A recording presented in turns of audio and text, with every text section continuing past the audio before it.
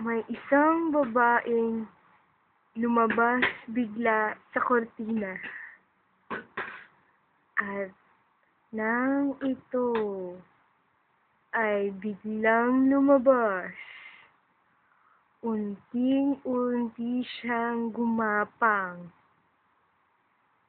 At sa kanyang paggapang, may isang batang nakaupo sa sahig. Siya'y bising-bising kumakain ng takip ng bote.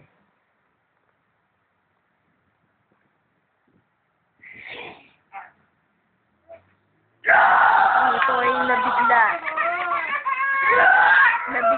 at nabigla sa sobrang takot. Wala siyang nagawa kundi umiyak. At nabigla siya.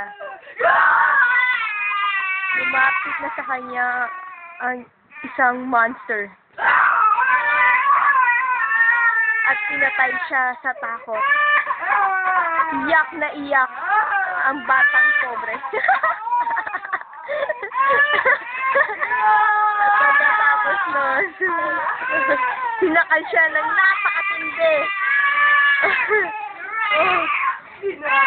Ang batang yon ay nilagay sa cabinet at nilapa ng isang malaking monster!